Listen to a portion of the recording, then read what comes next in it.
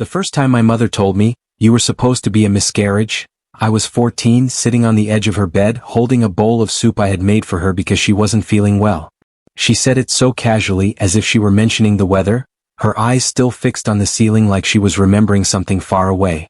The words floated in the air for a few seconds before they finally landed on me, heavy and confusing. I didn't know whether to feel hurt, unwanted, or simply shocked that a mother could say something like that to her child. But what I felt most, even more than pain, was curiosity. I wanted to understand why she said it. Why me? Why now?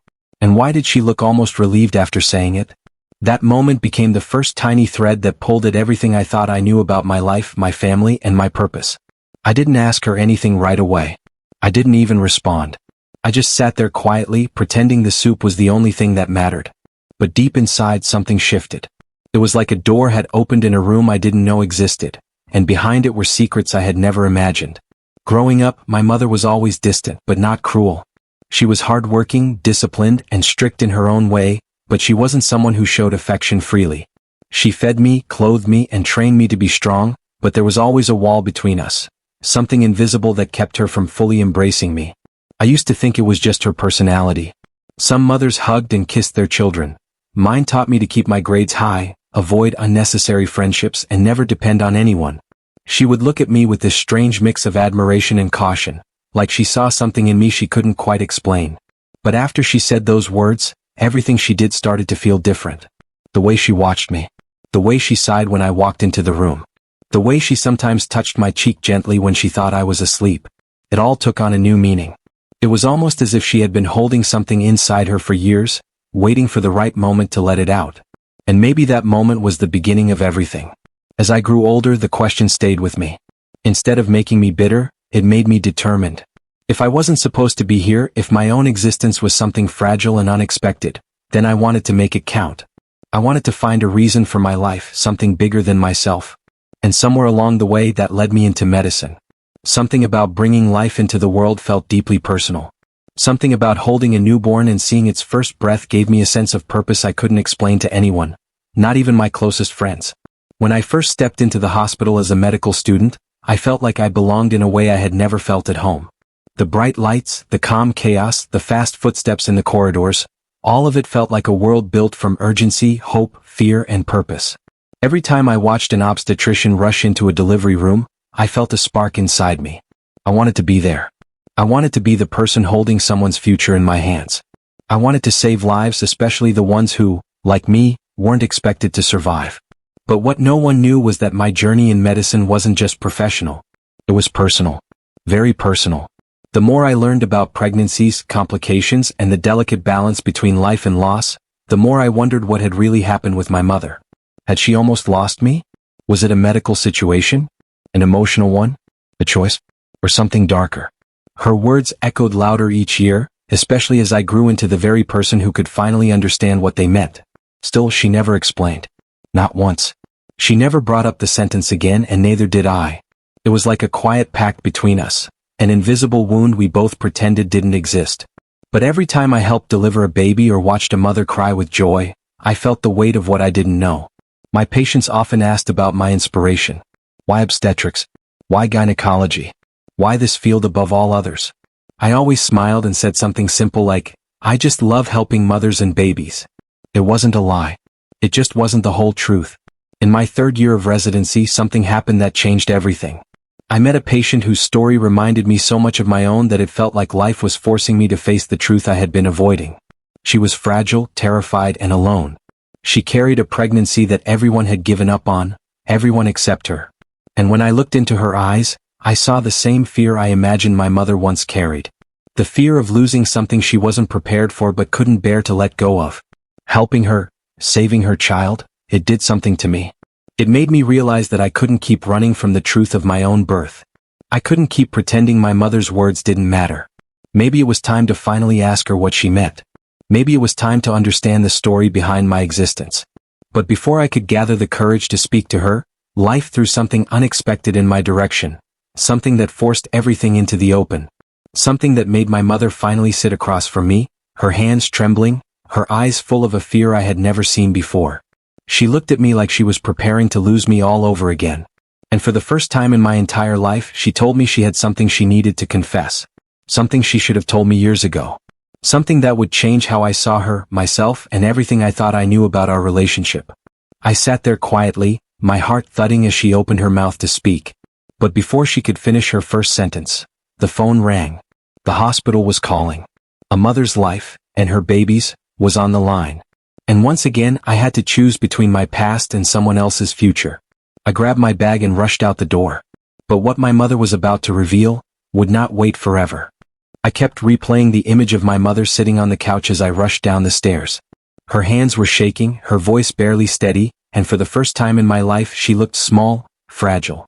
I had waited years for her to finally speak, finally explain the words that had stayed with me since I was 14. And just when she was ready, the hospital called.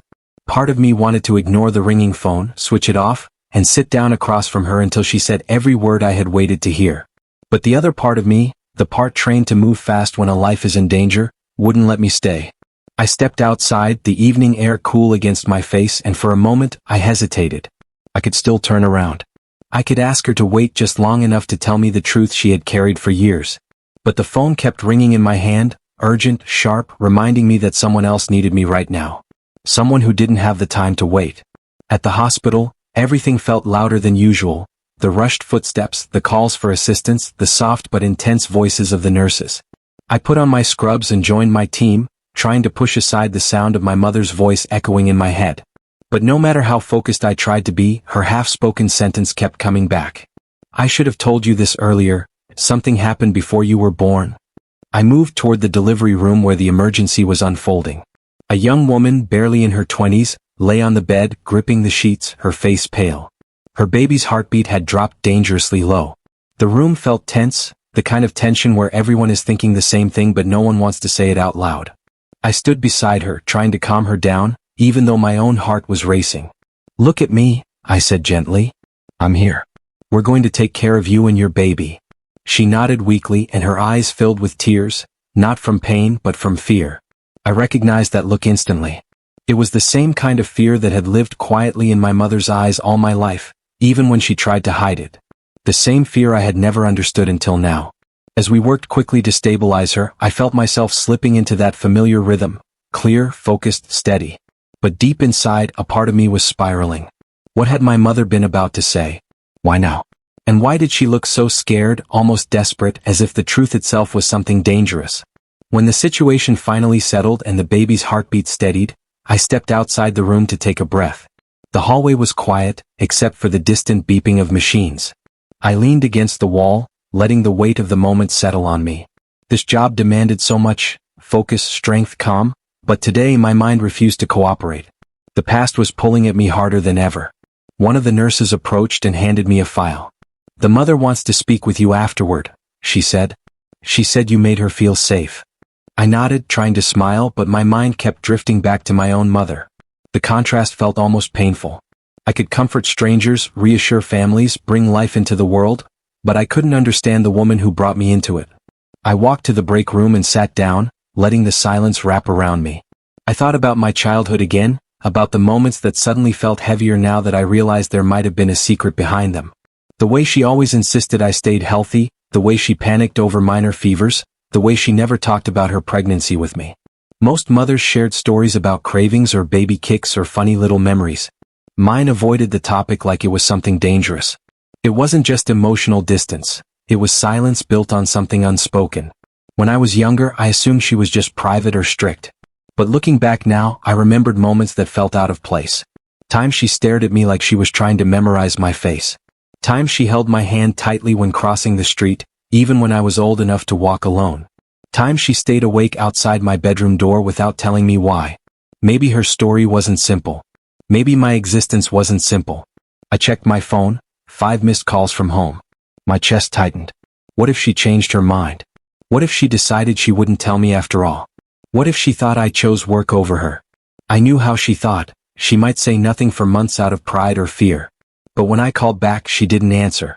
Instead, I got a text from a neighbor saying they had seen her sitting outside on the porch, crying quietly to herself. My mother never cried. Not in front of anyone. Not even when her sister passed away. Not even when she lost her job years ago. She wasn't the kind of woman who let her emotions spill so easily. Something was wrong. I wanted to leave immediately, but another emergency call came through. A woman in the late stages of pregnancy was being rushed in with severe bleeding. I looked toward the exit, then toward the emergency room doors. I hated that I had to choose again. But the truth was, I knew what my mother would tell me if she were the one standing in front of me right now. Go, she would say. Do your job.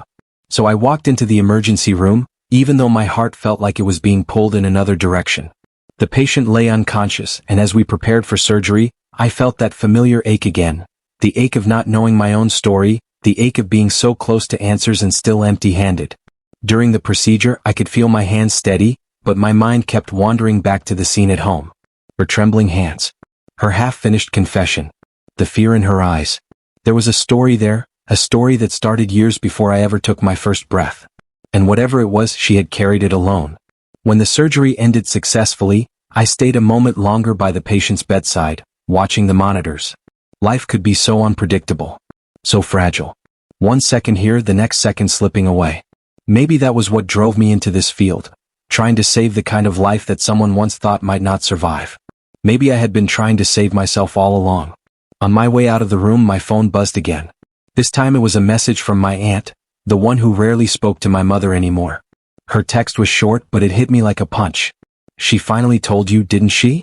You deserve to know the truth. Call me before you go home. There's something you should hear first. I stood frozen in the hallway, the lights above me humming softly. What truth? What did my aunt know that my mother had kept hidden all these years? And why did she sound almost guilty?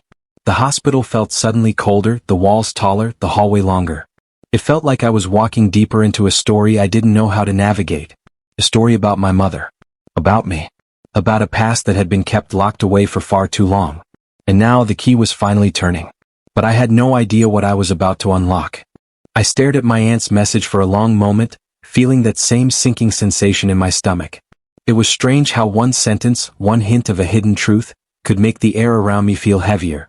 I tried calling her immediately, but she didn't answer.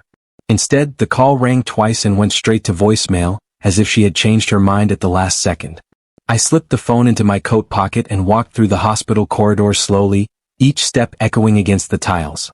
I had spent years saving other people's families, other people's babies, other people's stories.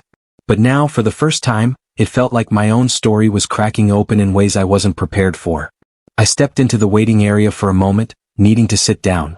A few families were scattered around the room, some whispering nervously, others staring blankly at the floor. These were people caught between hope and fear. I had seen them 1,000 times. They reminded me of the same silent tension I'd grown up with. My mother always looked calm, but there was something in her gaze that told me she was carrying a past that she didn't want me to discover. While I sat there, one of the nurses approached me. She looked exhausted, her hair tied in a messy bun, dark circles under her eyes. The young mother from earlier is asking if she can see you, she said softly. I nodded and stood up, grateful to focus on something else for a moment. Something I could control. When I stepped into the recovery room, the woman was sitting upright, her baby wrapped in a pale blanket beside her. She looked relieved but exhausted. She smiled weakly when she saw me. Thank you, she whispered. Her voice trembled slightly. Everyone else said there was no hope, but you came in like you weren't afraid of anything. I sat down beside her. Sometimes fear is the reason we fight harder, I said quietly. You did more than you think. You stayed strong. She looked down at her baby, her fingers brushing the tiny forehead. I almost lost her, she said. But when you were talking to me earlier, you sounded like you understood what losing someone feels like. I stayed silent for a moment because she was right. I did understand. Not from experience, at least not in the physical sense, but from the emotional weight of almost never existing at all. From the weight of not knowing why. She looked at me suddenly, her eyes searching my face. Can I ask something? Of course, I said. When you were helping me, it felt like you were somewhere else. Like you were in the room and not in the room at the same time. Are you okay? It surprised me how easily someone I had known for less than an hour could read me like that. Maybe because she had just gone through something terrifying, and in that moment she was more open to noticing things others ignored. I gave her a small smile. I'm fine, I said. Just a lot on my mind. She nodded as if she understood without needing more details. Well, thank you again. You saved us. I left the room quietly, but her words stayed with me. She was right, I wasn't fully there. My mind was stuck between my mother's half-spoken confession and my aunt's cryptic warning. The past was catching up to me and I didn't know which direction to face. When I finally left the hospital, the night outside felt darker than usual. The streetlights cast long shadows, stretching across the pavement like quiet reminders that not everything is visible, even when it lies right in front of you. I got into my car, turned on the engine and stared at the road ahead. I didn't drive home immediately. Instead, I found myself turning toward my aunt's house. She lived only 15 minutes away in a quiet neighborhood with trees that bent over the sidewalks. Her lights were off when I arrived. I sat outside for a few moments, wondering if I should knock or wait until morning. My phone buzzed again and when I checked it, I saw her name flash across the screen. I answered immediately. "Auntie?" Her voice came through low, like she was speaking from a place she rarely visited. "Don't go home yet." There was an edge in her tone I had never heard before, part urgency, part fear. "I'm outside your house," I said. There was a pause, then she sighed. "Good. Stay there. I'm coming out." A few moments later, she stepped outside in a shawl, her hair tied back. She looked at me like she was carrying a secret too heavy to hide any longer. She opened the passenger door and sat beside me, closing it with a soft click. She didn't speak at first. She just looked at her hands, twisting her fingers together like she did when she was anxious. Finally, she said, "Your mother never wanted you to know. She thought it would destroy you." My breath caught. "Know what?" Her eyes lifted to mine, full of hesitation. "Before you were born, something happened with the pregnancy. Something serious. Your mother almost..." She stopped suddenly, swallowing hard. "Almost what?" I asked, my voice barely steady. She looked away again, out the window this time. "It's not my place to say everything. Some things need to come from her. But I will tell you this, she didn't expect you to survive. And she didn't expect herself to survive either." I felt a chill run through me. "Was it medical?" She shook her head slowly. "Not just medical. Emotional. Psychological. There were choices. Pressures. Things she never talked about. Things only I knew because I was the one who stayed with her during that time. The pieces didn't fit. None of it made sense." "What kind of pressures?" I asked. She sighed again. "Your mother went through something no woman should ever go through alone. There were people telling her what to do with her pregnancy. People trying to influence her choices. People making her feel like your life wasn't worth the chaos it would cause." My chest tightened. "What chaos?" But she didn't answer directly. Instead, she said, "Some secrets have shadows that last longer than we expect. Your birth changed everything for her. She didn't reject you, but she didn't know how to accept you without facing what happened before you came." Everything inside me felt twisted. Confused. Hurt. But also, curious. More than ever. My aunt placed a hand over mine. "Go home. Let her tell you. It's time." I looked at her, trying to read between the lines, trying to understand what she wasn't saying. But she didn't give me anything more. She just stepped out of the car and closed the door gently. I drove home slowly, almost afraid of what I would find. When I reached the house, the porch light was still on. The curtains were drawn. The air felt still. I opened the door quietly and stepped inside. My mother was sitting exactly where I had left her, except this time her face was wet with tears. She looked up at me with eyes filled with something I had never seen before: fear, love, guilt, and relief all tangled together. "I thought you wouldn't come back," she whispered. I walked toward her slowly. "I'm here," I said. She nodded, wiping her cheeks with trembling fingers. "Then I need to tell you everything," she whispered. "From the beginning. Before you were even a heartbeat." And just like that, the ground under my life shifted again, because whatever she was about to say next felt like it would change everything I thought I knew. My mother sat there for a long moment, as if she was gathering pieces of herself before she spoke. Her fingers twisted the edge of her sweater, and her breathing came in small, uneven waves. I had seen her angry, strict, silent, even disappointed, but I had never seen her scared of her own words. It made me sit down slowly across from her, afraid that even the sound of the chair moving might break the fragile moment. "I should have told you years ago," she whispered. "But every time I looked at you I froze. Because you're the reminder of something I almost lost, and something I nearly couldn't survive." My heart thudded hard. "Mom, what happened?" She closed her eyes, and when she opened them again they looked older, tired, like she was staring at something years away. "When I found out I was pregnant with you, it wasn't a happy moment," she began. "Not because I didn't want you. I did. More than anything. But the timing, the people around me, everything was wrong. And from the beginning they told me you wouldn't survive." Her voice cracked and she pressed her palm against her forehead. "The doctor said my pregnancy was too fragile. They said the risks were too high. They told me to prepare for the worst at every appointment. Every single one." I swallowed hard. I had seen women go through pregnancies filled with fear. I knew how heavy medical warnings could be. But hearing it from my own mother made my chest tighten. "But that wasn't the worst part," she whispered. My stomach clenched. "Then what was?" She looked away for a moment, her jaw tightening. "There were people close to us, who said keeping the pregnancy was a mistake. They said bringing you into the world would destroy my future. They said it was better if I didn't continue.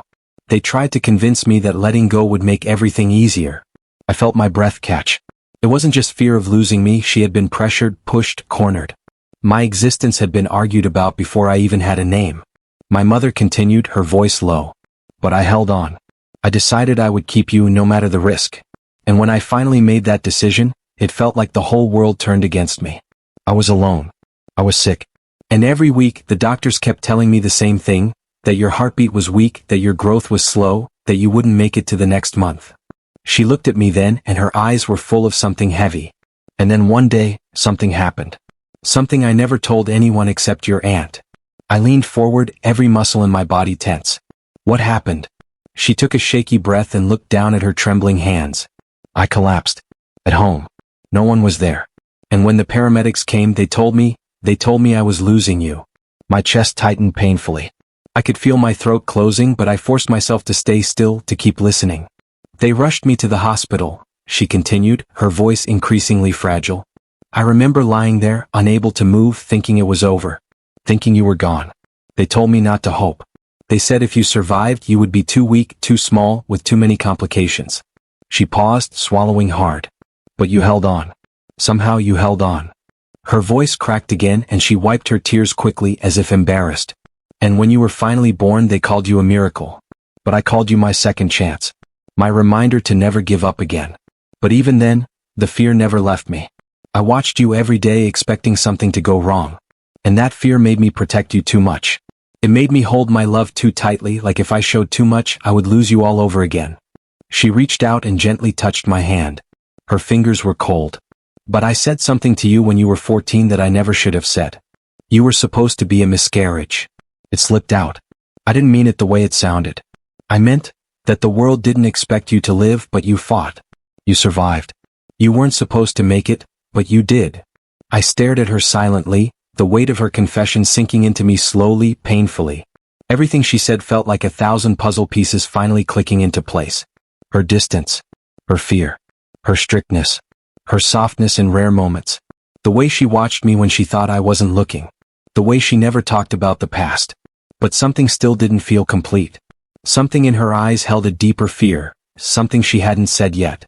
"Mom," I whispered. "Is that everything?" She looked away again, her shoulders tightening. "No," she said softly. "There's more. Something I've kept hidden because I thought if you knew, it would break the bond between us." Her voice lowered to a whisper. "There was someone involved. Someone whose influence changed everything.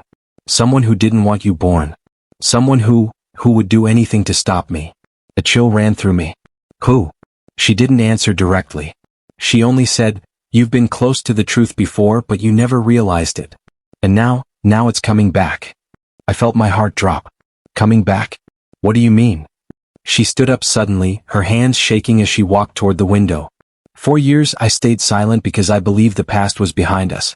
But today, while you were at the hospital, that person contacted me." My breath hitched. "Contacted you? After all these years?"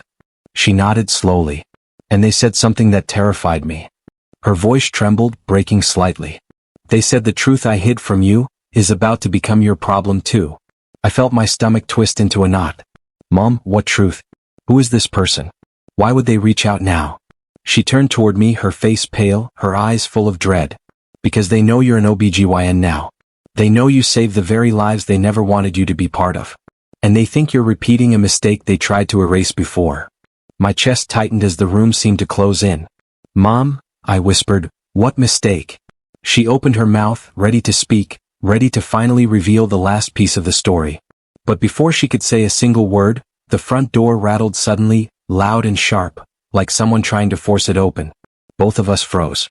And in that split second, I realized the past wasn't done with us yet. The sound at the front door wasn't just loud, it was forceful, deliberate, like someone was testing the lock. My mother and I stared at each other, both frozen, both breathing too quietly, as if even the sound of air would bring attention to us. Her face drained of color instantly. Whatever she'd been preparing to confess, whoever she feared, it felt like they were now standing on the other side of our door. The rattling came again, sharper this time. Not a knock. Not an accidental bump. A warning. My mother grabbed my wrist with a strength I didn't expect. "Don't move," she whispered. Her voice wasn't shaking now, it was trembling with something deeper, something instinctive, like she'd been preparing for this possibility for years. I slowly stepped back from the entryway, my heartbeat pounding in my ears. The door handle jiggled again, then suddenly went still. The silence was even louder. I felt my breath stuck somewhere between my chest and throat. "Mom?" I whispered. "Is it them?" She didn't answer. She was listening too closely to everything. The subtle shift of footsteps outside, the faint rustle near the porch railing, the weight of someone standing there. Then she motioned toward the kitchen with a slight tilt of her chin. We moved slowly, each step intentional. The house felt too tight, too quiet, like it was holding its breath with us. My mother's hand trembled around her phone, but she didn't dial anyone. It was almost as if she didn't know who she could trust. When we reached the kitchen, she finally whispered, "They said they would come if I didn't keep quiet." I stiffened. "You mean, this person? The one who didn't want you to have me? They're here?" Her eyes flickered with fear, but also something else. Anger. "Yes. And they warned me years ago. They said if I ever told you the truth, they would make sure the past repeated itself." My mind raced. "Repeated how?" She swallowed hard. "By taking away what I fought for. By threatening you." My stomach dropped. "Why me? I wasn't even born when all this started." "That's exactly why," she said quietly. "Because to them your existence was a threat. And now you're more dangerous to them than ever." Before I could respond, a shadow passed by the kitchen window, a fast movement, but distinct enough to make both of us freeze. I moved instinctively toward my mother, placing myself between her and the glass. The outside porch light flickered, then went out completely, plunging the front of the house into darkness. My mother gasped softly. "They cut it." "How do you know?" I whispered. "Because they did the same thing the night I collapsed," she said, her voice barely audible. "Right before everything went wrong." A chill ran through me. "Mom, are you telling me someone intentionally?" She cut me off sharply. "Not now. Not here." For a moment, the only sound was the faint hum of the refrigerator. Then came a knock, light, deliberate, the kind that sends a cold wave down your spine. I felt a surge of adrenaline. "Should I call the police?" "No," she said quickly, gripping my arm. "Not yet. You don't understand. There's more to this. There are people who helped them back then. People who still have connections. People who can make things disappear, including us." Her voice shook at the end, and that terrified me more than the knocks. The knock came again, harder this time. My mother's breath quickened. "You need to go to your room," she whispered. "Now." "I'm not leaving you alone," I whispered back. "It's not about being alone," she insisted.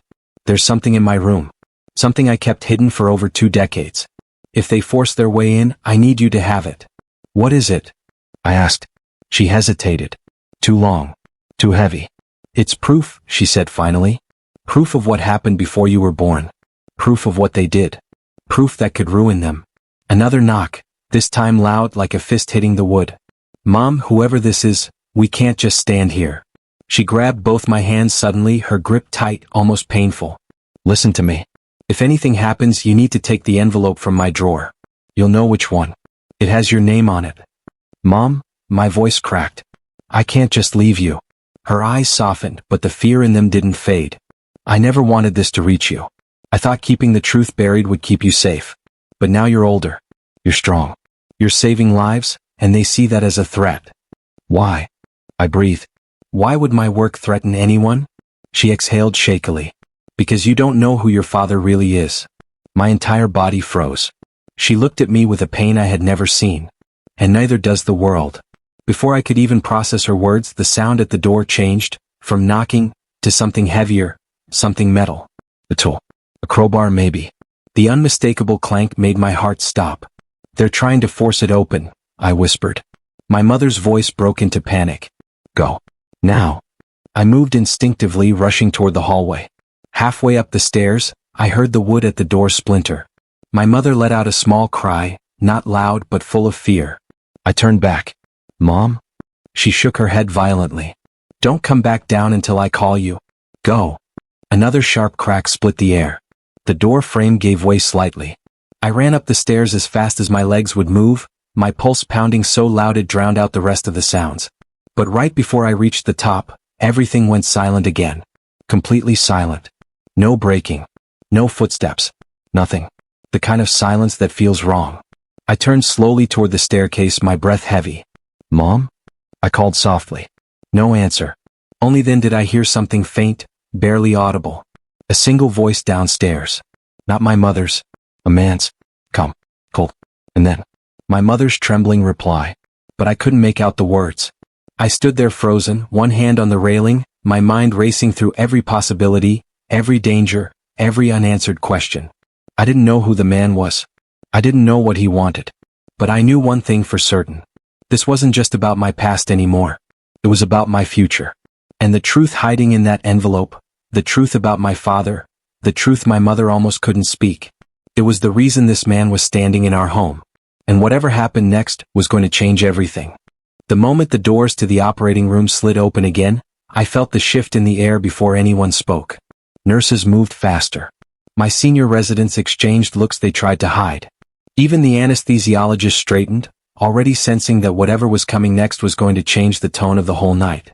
And when my mother entered, dragged in by a panicked midwife who had found her crying in a hallway, it felt like two parts of my life had finally collided in a way I had spent years trying to avoid. She wasn't supposed to be here. She never visited the hospital unless she had no choice. But now she was standing in front of me, eyes red, breath shaking, clutching her purse like it was the only thing holding her upright. For a second, I forgot about the bleeding patient behind me, the newborn struggling to breathe, and all the alarms echoing in the background. All I saw was the face of the woman who once told me I wasn't meant to survive, and suddenly she looked like she might be the one who needed saving. I didn't understand what had happened. No one had called her. No one even knew she was in the building. Yet there she was, whispering my name in a voice so fragile I barely recognized it. The midwife mumbled that she found her sitting on the floor near the elevator, unable to stand. And when the midwife turned to leave, my mother grabbed my wrist tightly, so tightly I could feel her pulse racing. But the trauma bay doors behind me burst open again, and the team rushed in with the patient whose blood pressure had dropped to dangerous levels. I had seconds to choose between asking questions or doing my job. And I didn't hesitate because when a life is on the line, your confusion doesn't matter. Your fears don't matter. Your history doesn't matter. Only skill does. Only speed does. I squeezed my mother's hand once, just to let her know I saw her, before turning away. Inside the operating room, everything was chaos. The mother on the table was losing blood faster than the team could replace it. Her baby, already delivered, was fighting for every breath in the neonatal corner. My mind should have been fully focused on the emergency, but part of me still replayed the sight of my mother trembling outside. The timing was too strange. Too perfect. Too wrong. I forced the thought down and focused on the bleeding vessel in front of me. My hands moved on instinct, clamp, tie, suture, while my heart hammered at a pace that didn't match the calm routine movements of my body. The scrub nurse asked for more sponges. The anesthesiologist called out numbers that told me we didn't have long. I leaned in, searching for the source of the hemorrhage, feeling the tension in the room grow heavier with every passing second. When I finally found it, a torn artery hidden behind deep tissue, I felt my breath catch. One wrong move and she could crash. One right move and she had a chance. I repaired it layer by layer until the bleeding slowed, then stopped. A moment later, the anesthesiologist nodded, relief loosening the stiffness in his shoulders. The team let out quiet sighs. We had saved another mother. Another miracle in a night full of storms. But the storm wasn't over. The moment I stepped out of the OR, my younger sister was waiting for me. Her face was pale, her hands shaking, her voice trembling the same way it did years ago when she told me Mom had fainted in the kitchen. Without giving me a chance to breathe, she blurted out something I never expected to hear in my lifetime. "Mom didn't come here for you," she whispered. "She came because she got a message, from someone who claims to know the truth about your birth." I froze. The truth about what she meant when she said you were supposed to be a miscarriage. I felt something inside me go cold. For years I had assumed it was a thoughtless, hurtful statement. A moment of frustration. A careless slip of the tongue from a woman who struggled with her own past and her own regrets. But now my sister was looking at me with fear in her eyes, as if this message, this mysterious person, held something darker than anything we had imagined. Before I could ask questions, the neonatal nurse ran over, breath short, calling my name urgently. The newborn I delivered earlier, the one who came too early, too fast, was crashing. Oxygen dropping. Heart rate unstable. They needed me now. Again, I had no choice but to push my personal panic aside and run. As I entered the NICU, I saw the tiny baby fighting against impossible odds. His chest rose in uneven, desperate movements. A respiratory specialist adjusted the tubes while calling out numbers that told me we were losing time. The mother I had just saved was still unconscious in recovery, unaware that her child's life was hanging by a thread. I leaned over the incubator, guiding the team through the next steps. I felt the familiar calm wash over me, the strange, steady confidence that only came when I had a life depending on me. And as we worked, something unexpected happened. My mother walked into the NICU. She wasn't crying anymore. She wasn't shaking. She stood very still, watching me, watching the baby, watching the team move around me like I was the anchor holding the room together. And then, in a voice quiet but steady, she said words that didn't match the fear I'd always associated with her. "You save babies, because you think no one fought for you." My hands froze mid-movement. "And you're wrong," she added softly. The respiratory specialist looked at me, unsure whether to continue. The NICU nurse stepped back, giving me a moment I didn't ask for but desperately needed. My mother took a step closer. Her eyes were full, not of judgment, not of regret, but something else I couldn't recognize yet. "You were supposed to be a miscarriage," she whispered, "because someone wanted you gone, not because I did. And they're back." She looked over her shoulder as if someone might be watching. "And they're not done with us." The baby let out a sudden cry, weak but clear, and the specialists rushed forward again, cheering softly as his oxygen numbers began to climb. Relief filled the room. But I barely felt it. All I could feel was the weight of my mother's words, and the fear in her voice. Because if she was right, then everything I thought I survived alone wasn't the whole truth, and whatever was coming next was already closer than any of us realized. The moment my mother said those words, the world around me felt like it blurred. The sounds of the NICU, soft beeps, quiet instructions, the sighs of relief as the tiny newborn stabilized, felt dim and distant. I kept staring at her, trying to read her expression, trying to understand how after all these years she was suddenly giving me answers I didn't even know how to ask for. But the truth was there in her eyes, and it was heavier than anything I had ever carried as an OBGYN. I walked toward her slowly, still feeling the adrenaline in my hands from saving the baby. My mother didn't move. She looked both stronger and more fragile than I had ever seen her. When I finally reached her, she exhaled shakily, like she had been holding the truth in her chest for decades. And maybe she had. She told me the story gently, though every word seemed to take effort. She said she got pregnant with me during a time when she was surrounded by people who didn't want her to have another child. People who felt her life was already difficult enough, that adding a baby would ruin everything she had left. Her own relatives pressured her to end the pregnancy. They kept saying I wouldn't survive, that I would be a burden, that a miscarriage would save her life. But she didn't listen. She was scared, yes, but she felt something she couldn't explain. She said there was a moment she placed her hands on her stomach and prayed, not for strength, but for clarity. She never received a sign, but she made a decision anyway. She chose to keep me. She chose to fight for me quietly, secretly, with no one cheering for her or encouraging her. And the day she finally told someone she was keeping the baby, she almost fainted from the fear of what they might do or say. She said those months were the hardest of her life. Then she paused, swallowing hard, and admitted the part that explained everything. When I was born and she held me in her arms, she felt ashamed of the fear she had allowed others to put in her mind. She felt guilty for even considering the idea of losing me.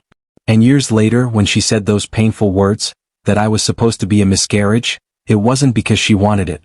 It was because she had never forgiven herself for letting anyone make her feel that way. Came out wrong. Harsh. Wounded.